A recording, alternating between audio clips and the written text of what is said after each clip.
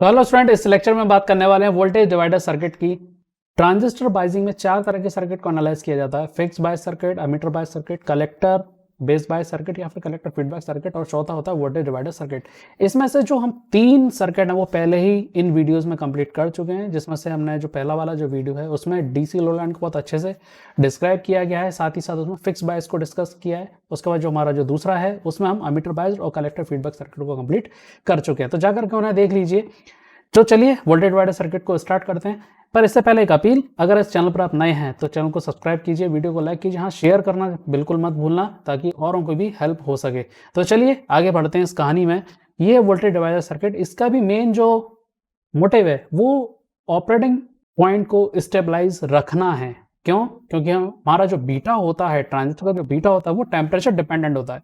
अगर टेम्परेचर बढ़ेगा तो बीटा बदलेगा, बीटा बदलेगा तो कलेक्टर करंट भी चेंज होगा। तो इस वजह से हमारा ऑपरेटिंग पॉइंट जो होगा वो शिफ्ट हो जाएगा, जिसकी वजह से जो आउटपुट वोल्टेज आपको या जो आउटपुट सिग्नल आपको चाहिए वो सिग्नल आपको नहीं मिलेगा।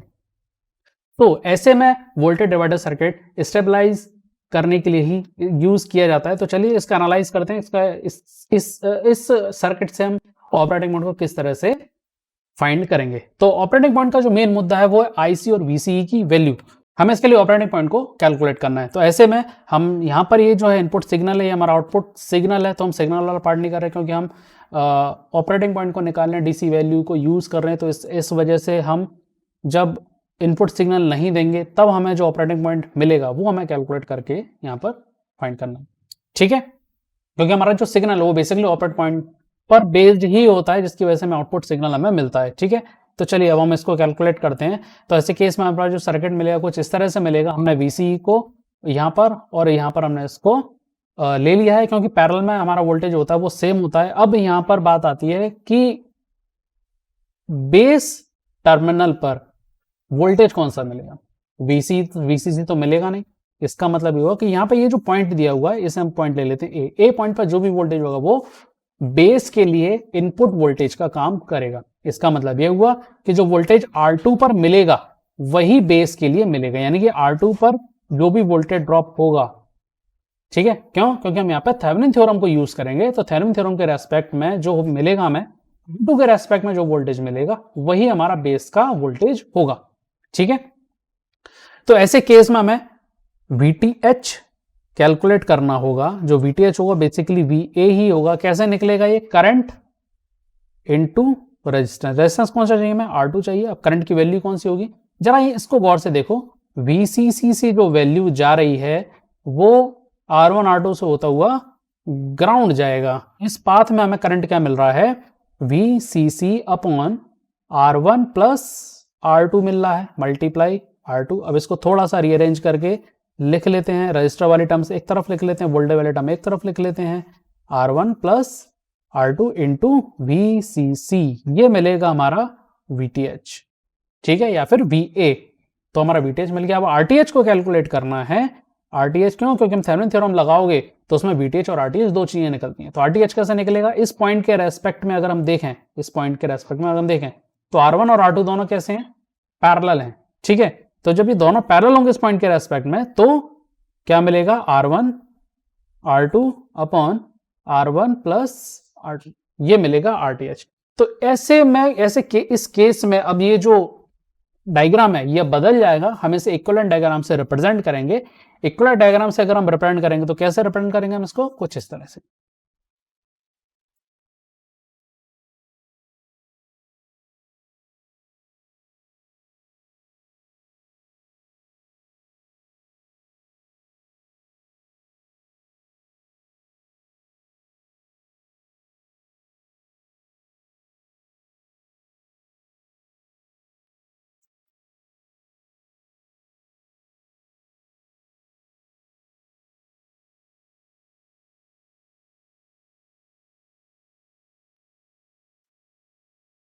तो यहां पर हमें मिल जाएगा VCC, ठीक है। तो हम क्योंकि हमने उस पॉइंट को हमने बदल दिया, उस पॉइंट पर हमें जो वोल्टेज मिला VTH वो हमने यहाँ लगा दिया। उस पॉइंट पर हमें जो रेजिस्टेंस मिला, इक्विवेलेंट रेजिस्टेंस मिला RTH, वो हमने यहाँ पर लगा दिया। तो अब ये जो सर्किट है कुछ अमीटर बायस्ड सर्किट जैसा ही हमें यहाँ पर दिख रहा है, ठीक है। तो क्या करें? इनपुट साइड पे KVL लगा देते हैं। जिससे मुझे आई भी मिल जाएगा, और आई भी मिल जाएगा तो आई सी हमारा आसानी से कैलकुलेट हो जाएगा, क्योंकि आई सी जो होता है वो क्या होता है, बीटा आई बी होता है। ठीक है, तो आई बी कैलकुलेट कर लेते हैं यहाँ से। तो आई बी निकालने के लिए हम क्या लिखेंगे, केवीएल की इक्वेशन, तो minus V T H is equal to क्या मिलेगा मुझे, sorry V T H plus base terminal में करंट फ्लो होता है I B R T H, okay, plus V B E मिलेगा प्लस आई ई आर ई हमें यहां पर मिल जाएगा इक्वल टू 0। अब हमें आई बी की वैल्यू चाहिए, तो आई को हमें रिप्लेस करना पड़ेगा इसकी इक्वेशन से बीटा प्लस 1 आई बी, ये होती है आई की इक्वेशन बीटा के आई बी के रेस्पेक्ट में। इसे आकर पुट कर देते हैं यहां पर हम,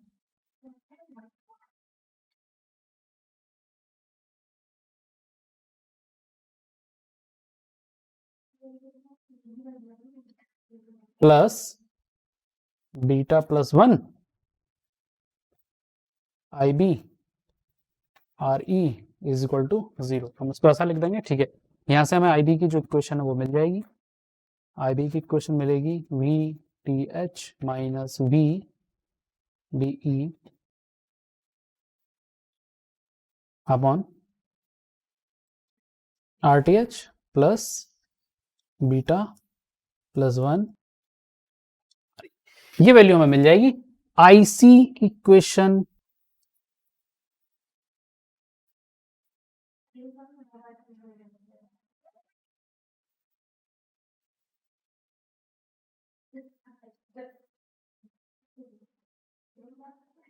are T H plus beta plus 1 R E. अब क्या ये जो कलेक्टर करंट है ये बीटा से इंडिपेंडेंट है? हाँ, बीटा से इंडिपेंडेंट होगा। क्यों? हमें कुछ अजम्पशन लेने होंगे जो हमने अमीटर बायस सर्किट में लिए थे। क्या लिया था? आर ई की जो वैल्यू थी वो आर बी से बहुत ज्यादा ली थी। अब यहाँ पर आर बी जो है वो आर टी, हम ऐसा बोल सकते हैं कि जो आर टी एच है वो आर बी की तरह रिएक्ट कर रहा है। यहाँ पर आर टी एच को हम बेस रेजिस्टेंस टर्मिनल भी हम कह सकते हैं, ठीक है। यानी कि बेस में जो रेजिस्टेंस लगाया है वो हमने आर बी लगाया था, तो यहाँ पे क्या लगा दिया, आर टी एच लगा दिया। तो ऐसे केस में हम यहाँ पर जो आर टी ए जो आर ई की वैल्यू है वो much greater than are T H लेंगे, साथ ही साथ बीटा की जो वैल्यू है वो 1 से बहुत ज्यादा होती है। ऐसे केस में जो पूरे टर्मिनल्स हैं, जो पूरे टर्म्स हैं वो सब एलिमिनेट हो जाएंगे, हम इसको नेग्लेक्ट मान लेंगे, सिर्फ बीटा बचेगा, बीटा से बीटा कैंसिल हो जाएगा। ये मेथड ऑलरेडी हम डिस्कस कर चुके हैं। तो ऐसे केस में आईसी भी जो होगा वो थर्मली स्टेबल होगा, ठीक है। अब वीसीसी की वैल्यू निकालते हैं, वीसीई की वैल्यू निकालते हैं। तो ऐसे केस में अगर हम गौर से देखें, ये प्लस ये माइनस, ये है हमारे पास वीसीई। इसका मतलब हम जो आउटर सर्किट है हम यहां पर लगा देंगे केवीएल, ठीक है। आउटपुट सर्किट पर लगा देंगे केवीएल यहां पर। तो यहां केवीएल लगाने से हमें वीसीसी में वीसीई मिल जाएगा। तो हम लगाएंगे VCC plus IC R C plus V C E plus I E R E is equal to 0, okay. तो अब यहां पर जो हमने एक थ्योरी ऑलरेडी पढ़ी थी कि जो आई ई होता है वो आई सी के अप्रोक्सीमेटली इक्वल होता है। तो इस वैल्यू को हम यहां पर पुट कर देंगे, I C R C plus V C E plus I C R E is equal to 0। यहां पर हमें वीसी की वैल्यू मिल जाएगी V C C minus I C common हो जाएगा आर सी प्लस।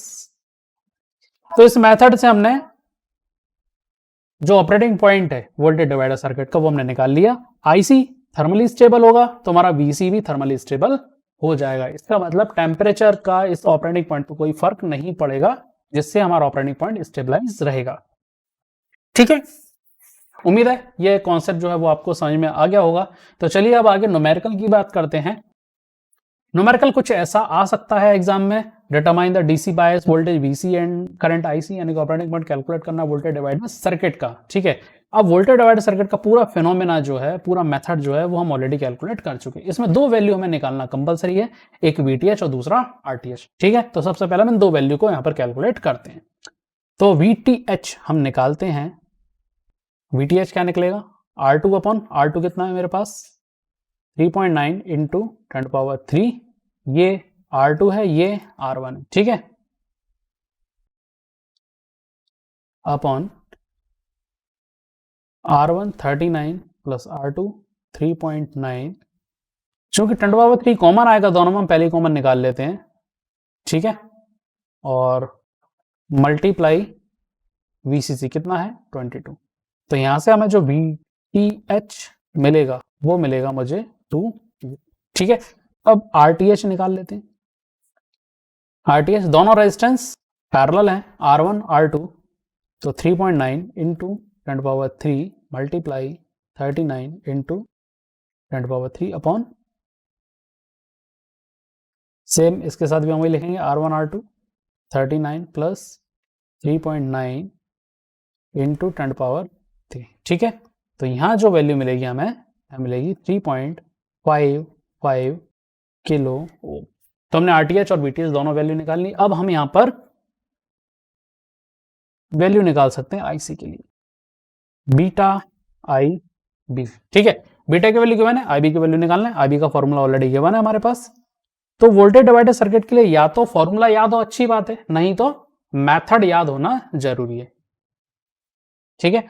तो चलो अब यहां पर निकालेंगे हम VTH 2 वोल्ट माइनस VB की वैल्यू हमेशा 0.7 upon RTH 3.55 into 10⁻³ plus beta plus 1, तो 101 हो जाएगा, और RE की वैल्यू कितनी है, RE की वैल्यू 1.5 इंटू 10⁻³, ये वैल्यू हमें यहाँ पर मिलेगी। तो IB की जो वैल्यू है वो मिलेगी मुझे 8.38 माइक्रो एम्पियर। तो इस बेसिस पे IC की वैल्यू हम कैलकुलेट कर सकते हैं, 100 इंटू 8.38 इंटू 10⁻⁻⁶, जो वैल्यू मिलेगी 0.84 मिली एम्पियर, ठीक है। ये वैल्यू हमें मिल गई इसकी। IC यानी कि हमारा ऑपरेटिंग पॉइंट की जो पहली वैल्यू थी वो हमें कैलकुलेट हो गई। अब किसकी वैल्यू कैलकुलेट करना है हमें, VCE की वैल्यू हमें कैलकुलेट करना है। तो VC का फॉर्मूला भी हमें गिवन है, VCC 22 वोल्ट माइनस IC कितना है 0.84 है वैल्यू, 10⁻³ हम लगा देंगे, ब्रैकेट लगाएंगे क्योंकि RC प्लस RE हमें लिखना है। RC है हमारे पास 10 प्लस 1.5, दोनों किलो हैं, 10⁻³ को बाहर ले लो, ये नेगेटिव की पावर, ये पॉजिटिव की पावर, इनका इफेक्ट नल हो जाएगा। VC इक्वल टू 22 माइनस 9.66 हमें यहाँ पर वैल्यू मिलेगी। ओवरऑल वैल्यू हम जब सॉल्व करेंगे तो वो मिलेगी 12.34 वोल्ट, ओके। तो ये वैल्यू हमें मिल गई। तो इस तरह से न्यूमेरिकल हम सॉल्व कर सकते हैं, या तो मेथड हमें अच्छे से समझ में आ गया है तो मेथड को यूज कर सकते हैं, अदरवाइज फॉर्मूला अगर याद है, यानी कि अगर बिल्कुल फिक्स वही सर्किट आ गया जो हमने स्टडी किया हुआ है, तो उसका फॉर्मूला डायरेक्ट अप्लाई करके हम उसकी वैल्यू कैलकुलेट कर सकते हैं। अब नेक्स्ट न्यूमेरिकल पर चलते हैं। ये जो नेक्स्ट न्यूमेरिकल, इसका बाइजिंग से कोई लेना देना नहीं, हाँ लोड लाइन का कॉन्सेप्ट इसमें अप्लाई होगा। जरा क्वेश्चन को गौर से देखते हैं। अल्फा की वैल्यू गिवन है, ICO की वैल्यू दी हुई है, ICO की वैल्यू दी हुई है, VCC की वैल्यू, RC की वैल्यू गिवन है। अब पूछ ये रहा है कि what is the minimum base current, इसका मतलब इसमें आपको बेस करंट की वैल्यू कैलकुलेट करनी है। कब कैलकुलेट करनी है, in order for the transistor to enter into saturation region, यानी कि ट्रांजिस्टर सैचुरेशन रीजन में जाएगा, उसके लिए हमें बेस करंट की मिनिमम वैल्यू चाहिए, ठीक है साहब। लोड लाइन पर आते हैं हम, क्योंकि सैचुरेशन की बात कर रहा है, ठीक है।